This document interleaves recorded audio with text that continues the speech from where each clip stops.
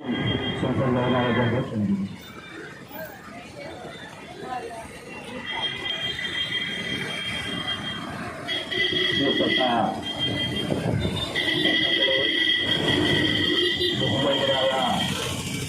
നാട്ടുകാർ,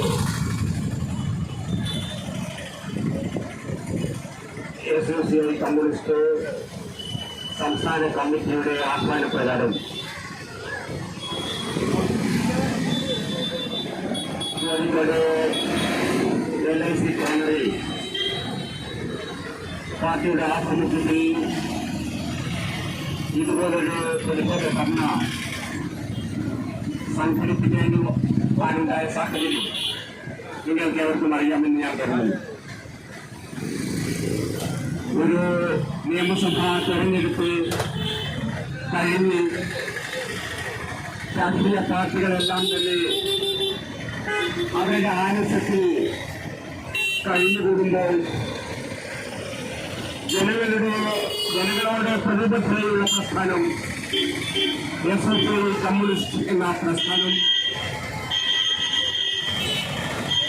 ഒട്ടും സമയം കളയാതെ ഈ അതിനിഷ്ഠൂരമായ നരേന്ദ്രമോദി ഗവൺമെന്റ് ഈ പകൽ പോലെ തുറന്നുകാട്ടിക്കൊണ്ട് എതിർത്തുകൊണ്ട് രംഗത്തുകൊണ്ടിരിക്കുകയാണ്. കേരള സംസ്ഥാന ഹോട്ടൽ ആൻഡ് റെസ്റ്റോറന്റ് അസോസിയേഷൻ ഇന്ന് സംസ്ഥാന വ്യാപകമായി കടയടച്ച് ഹർത്താൽ ആചരിച്ചുകൊണ്ടിരിക്കുന്ന ഈ സന്ദർഭത്തിൽ അവർ നടത്തുന്ന പ്രക്ഷോഭത്തെ പിന്തുണച്ചുകൊണ്ടാണ് SUCI കമ്മ്യൂണിസ്റ്റ് ഈ പ്രതിഷേധ പരിപാടി ഇവിടെ സംഘടിപ്പിച്ചിട്ടുള്ളത്. 3173 രൂപയായി 1000 രൂപ 1000 രൂപയോട് അടുത്ത് ഒറ്റയടിക്ക് വർദ്ധിപ്പിച്ച് ഈ രാജ്യത്തെ പണിയെടുക്കുന്ന കച്ചവടം ചെയ്ത് ജീവിക്കുന്ന ആ രീതിയിൽ ഉപജീവനം കഴിച്ചുകൊണ്ടിരിക്കുന്ന ജനസാമാന്യത്തെ ഒരു നാശത്തിലേക്ക്, അവരുടെ ജീവിതത്തെ ഒരു പട്ടികുഴിയിലേക്ക് ഇറങ്ങിയിരിക്കുകയാണ് ഈ ഗവൺമെന്റ്. ഇത് ചെറുകിട വ്യാപാരികളുടെയും റെസ്റ്റോറന്റ് അസോസിയേഷന്റെയും മാത്രം വിഷയമല്ല സുഹൃത്തുക്കളെ. ഇന്നിപ്പോൾ ഹോട്ടലുകളെയും കേറ്ററിംഗ് സ്ഥാപനങ്ങളെയും ആശ്രയിച്ചുകൊണ്ടാണ് ആളുകൾ ജീവിച്ചു പോകുന്നത്. കേറ്ററിംഗ് സ്ഥാപനത്തിൽ നിന്ന് വൈകുന്നേരം ഓരോ വീട്ടിലേക്കും ഓരോരുത്തർക്കും ഓരോ പൊറോട്ടയും വാങ്ങി, അതിന് 10 പൊറോട്ടയുണ്ടെങ്കിൽ 5 കറിയും വാങ്ങി, അല്ലെങ്കിൽ 2 കറിയും വാങ്ങി വീട്ടിലേക്ക് പോയി ആഹാരം കഴിച്ച് ജീവിക്കുന്ന ഒരു ജനതയുടെ ജീവിതത്തെയാണ് തകർത്ത് തകർപ്പണമാക്കുന്നത്. ഇതിന്റെ സ്വാധീനം അത്തരത്തിനാൽ കുറച്ച് വ്യാപാരി വ്യവസായികളെയും റെസ്റ്റോറന്റ് ഉടമകളെയും മാത്രം ബാധിക്കുന്ന വിഷയമല്ലിത്. അവരുടെ കാര്യം ചെറുകിട കച്ചവട യൂണിറ്റുകൾ, ചെറുകിട കേറ്ററിംഗ് യൂണിറ്റുകൾ എത്രയാണ് നമ്മുടെ നാട്ടുകാരുടെ സംസ്കൃതിയിൽ തന്നെ ധാരാളം കാണും. കോഴിക്കോട് പട്ടണത്തിൽ ഒരുപാട് സ്ഥലങ്ങളിൽ അതുപോലെ കാണും. ആ മനുഷ്യന്മാരുടെ ഒരു ജീവിതത്തെ അവരെന്താ ചെയ്യുക? ഇത്രയും ദിവസം 10 രൂപയ്ക്ക് നമുക്കൊരു ചായ കിട്ടിയിരുന്നു. അപ്പം വീണ്ടും വില വർദ്ധിപ്പിച്ചപ്പോൾ 12 രൂപയാക്കി. 12 രൂപയാക്കിയപ്പോഴാണ് ഇടുക്കി പോലെ 1000ഓളം രൂപ ഒന്നിച്ച് വില വർദ്ധിച്ചിരിക്കുന്നത്. അപ്പൊ എന്ത് ചെയ്യും? വീണ്ടും വില വർദ്ധിച്ചാൽ ആ കൂടിയ വിലക്ക് വാങ്ങി കഴിക്കാനും ചായ കുടിക്കാനും നാട്ടിലെ ആളുകൾക്ക് എന്താണൊരു മാർഗം? ജനങ്ങൾക്ക് അവരുടെ മുമ്പിൽ എന്താണ്? നരേന്ദ്രമോദി അവർക്ക് തുറന്നു കൊടുത്തിരിക്കുന്ന ജീവിതത്തിന്റെ എന്തെങ്കിലും ഒരു തുറന്നു കൊടുത്തിരിക്കുന്ന ഒരു മാർഗം കാണണ്ടേ? തൊഴിലുണ്ടോ? ആർക്കെങ്കിലും തൊഴിലുണ്ടോ? കോർപ്പറേറ്റ് മുതലാളിമാരുടെ താല്പര്യാർത്ഥം കമ്പ്യൂട്ടർവൽക്കരിക്കുകയും ആധുനികവൽക്കരിക്കുകയും ചെയ്യുന്നതിന്റെ ഫലമായി തൊഴിൽ സ്ഥാപനങ്ങളിൽ നിന്ന് തൊഴിലാളികളെ കൂട്ടത്തോട് തിരിച്ചുവിടുക. തിരിച്ചുവിടുകയാ തൊഴിലാളികളെ. ഇപ്പോഴിതാ ഗൾഫിന്റെ പ്രതിസന്ധി വന്നിരിക്കുന്നു. ഗൾഫിൽ ഒരൊറ്റ രാത്രി കൊണ്ട് നരേന്ദ്രമോദി എന്നുള്ള ഒരു ഭരണാധികാരി യാതൊരു വലിയ ഒരു നയതന്ത്ര പാഠങ്ങളും വശമില്ലാത്ത ഒരു പ്രധാനമന്ത്രി ഇതുപോലെ ഇന്ത്യ രാജ്യത്ത് ഏതുണ്ടായിരുന്നു. ഒരു നയതന്ത്ര മര്യാദ പോലും പറയാത്തൊരു പ്രധാനമന്ത്രി. എത്രയോ കാലം ഇന്ത്യയുടെ മിത്രമായിട്ടുള്ള ഇറാൻ ആ രാജ്യത്തെ ഭരണാധികാരികളെയും അവിടുത്തെ ഭരണാധികാരിയുടെ കുടുംബത്തെയും ഒറ്റൊരു ദിവസം ബോംബ് ചെയ്ത് കൊന്നുകളഞ്ഞു. എന്നാൽ ഒരു മിത്ര രാജ്യം എന്നുള്ള നിലയ്ക്ക് അതിനെതിരെ ഒന്ന് പ്രതിഷേധിക്കുന്നതിന് ഈ നരേന്ദ്രമോദിയുടെ നേതൃത്വത്തിലുള്ള ഗവൺമെന്റ് തയ്യാറായോ? ഒന്ന് പ്രതിഷേധിക്കുന്നതിന് തയ്യാറായോ? നമ്മുടെ റിപ്പബ്ലിക് ദിന പരേഡിൽ സംയുക്ത സൈനിക അഭ്യാസത്തിൽ പങ്കെടുക്കുന്നതിന് വേണ്ടി പുറപ്പെട്ട ഒരു കപ്പൽ ഇന്ത്യയുമായി ചേർന്ന് സംയുക്ത സൈനിക അഭ്യാസങ്ങളെല്ലാം നടത്തി. ഇറാന്റെ ആ കപ്പലത് തിരിച്ചുപോയി. അത് കൊളംബിന് സമീപമെത്തിയപ്പോൾ ആ കപ്പലിനെ ബോംബ് ചെയ്ത് തകർത്തു അമേരിക്ക. ആ കപ്പലിനെ ബോംബ് ചെയ്ത് തകർത്തപ്പോൾ സ്വാഭാവികമായ ഒരു നാട്ടുമര്യാദയുടെ നിലയ്ക്ക് ഒരു നയതന്ത്രം പോട്ടെ, ചേരിചേരായ്മ പോട്ടെ, സാർക്ക് പോട്ടെ, അത്തരം കാര്യങ്ങളെല്ലാം മാറ്റിവെച്ച് നമ്മുടെ ഒരു ആവശ്യത്തിന് നമ്മളോടൊപ്പം വന്ന് പിരിഞ്ഞു പോയ ഒരു സൈനിക വ്യൂഹത്തെ അല്ലെങ്കിൽ ആ കപ്പലിനെ ബോംബ് ചെയ്ത് കൊന്നപ്പോൾ ഏറ്റവും ദുർബലപ്പെട്ട രാജ്യമായ ശ്രീലങ്ക പോലും അതിൽ പ്രതികരിച്ചു. സുഹൃത്തുക്കളെ, ശ്രീലങ്ക പോലും അതിൽ പ്രതികരിച്ചു. പക്ഷേ ഇന്ത്യ ഗവൺമെന്റ് പ്രതികരിച്ചോ? പിന്നെ ഇറാൻ എന്താ ചെയ്ത്? ഇറാൻ എന്താണ് ചെയ്യാൻ പറ്റുക? ഈ വലിയ സൈനിക ശക്തി ഒരു തെമ്മാടി രാഷ്ട്രം തങ്ങളുടെ മേൽ കുതിര കയറുമ്പോൾ ഒരു സാധാരണ മനുഷ്യന്മാർ ചെയ്യുന്ന ഒരു പ്രവൃത്തിയാണ് അവർ ചെയ്തത്.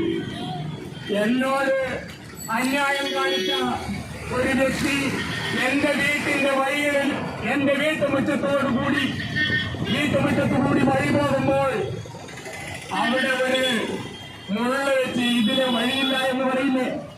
നമ്മൾ സാധാരണക്കാർ അങ്ങനെയാണ്. നമ്മളോടൊരു തോന്നിവാസം അല്ലെങ്കിൽ ഒരു അതിക്രമം കാണിച്ച ഒരു വ്യക്തിയെ ഈ വഴിയെ പോകാൻ, ഈ വഴിയെ നടക്കാൻ ഞാൻ അനുവദിക്കില്ല എന്ന് പറയുന്നു.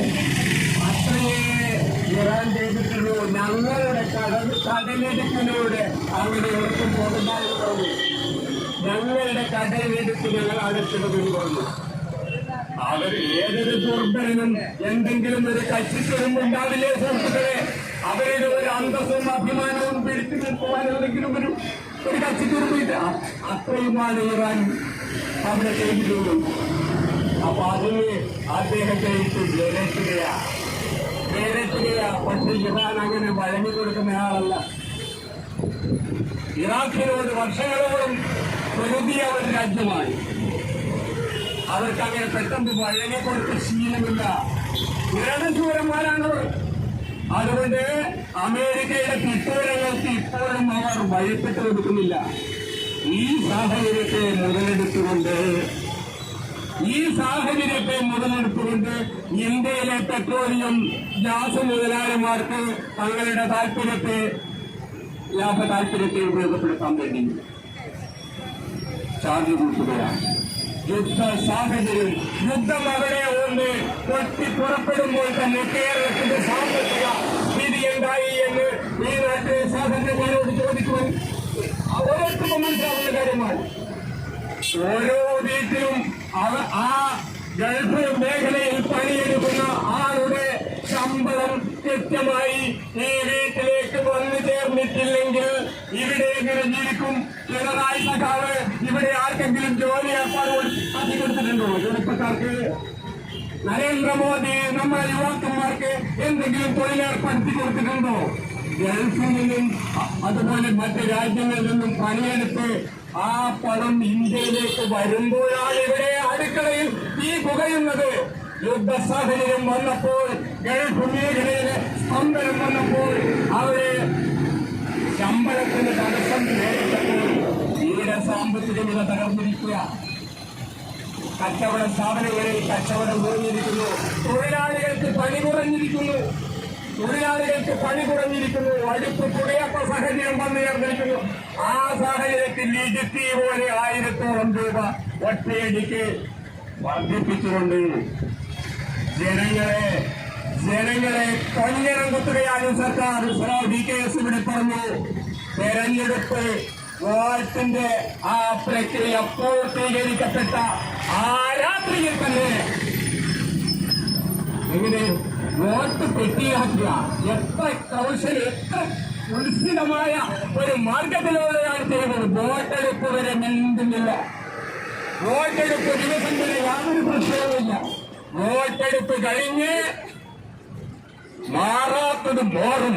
എന്താ മാറാത്തത് മാറും എന്ന് പറഞ്ഞ ഒരു ടീം ഇവിടെ നിന്ന് ആളുകളുടെ ആ സമ്മതികളെ ഉപയോഗപ്പെടുത്തി വോട്ട് പെട്ടിയിലാക്കുന്ന ആ രാത്രിയിൽ തന്നെ ഭീകരമായ തരത്തിൽ ഈ പാചകവാതകത്തിന്റെ വില വർദ്ധിപ്പിച്ചിരിക്കുന്നു. നയാറായിലുള്ള സ്ഥാപനങ്ങൾ യുദ്ധം തുടങ്ങിയ അന്ന് തന്നെ 5 രൂപയും 3 രൂപയുമായി ഡീസലിനും പെട്രോളിനും കൂട്ടി നയാറ. അതുപോലെ തന്നെ ഓരോ മുതലാളിമാരും അവർക്കുണ്ടല്ലോ ജനങ്ങളുടെ ദുരിതമോ കഷ്ടപ്പാടുകളോ ഒന്നും അവർക്ക് കേൾക്കണ്ടല്ലോ. ഇതിന്റെയൊക്കെ ചില നിയന്ത്രണത്തിന്റെ എല്ലാ അധികാരങ്ങളും ഈ ഗവൺമെന്റുകൾ BJPയും കോൺഗ്രസും എല്ലാം തന്നെ ആ മുതലാളിമാരുടെ കൈകളിലേക്ക് അങ്ങ് ഏൽപ്പിച്ചു കൊടുത്തിരിക്കുക.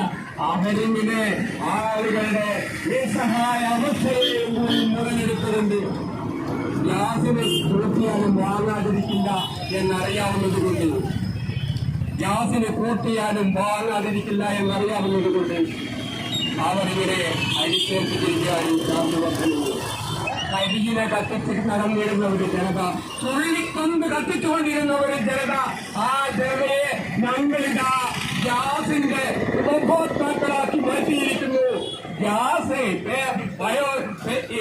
ഉപയോഗിച്ചുകൊണ്ട് അവരുടെ വീടുകളിൽ ഞങ്ങളിതാ ഇതിന്റെ ആളുകളായി മാറിയിരിക്കുന്നു എന്ന് പറഞ്ഞ് 2 കോടി ഇന്ത്യക്കാരെ ഗ്യാസിന്റെ ഉപഭോക്താക്കളാക്കിയ നരേന്ദ്രമോദി ഒരിക്കലും അവർ ഗ്യാസിന്റെ കണക്ഷൻ എടുക്കുമായിരുന്നില്ല. ഫ്രീ ആയി ചെയ്തുകൊണ്ട് കണക്ഷന്റെ ചിലവ് ഫ്രീ ആയി ചെയ്തു എന്നതിന്റെ പേരിൽ ഗ്യാസ് കണക്ഷൻ എടുത്ത ആ പാവങ്ങളുടെ മേൽ വീണ്ടും ഗ്യാസിന്റെ ഓരോ തവണയുമുള്ള വിലവർദ്ധനവ് ആ സാധുക്കളുടെ മേലും അടിച്ചേൽപ്പിക്കുന്ന ഒരു ഗവൺമെന്റ്.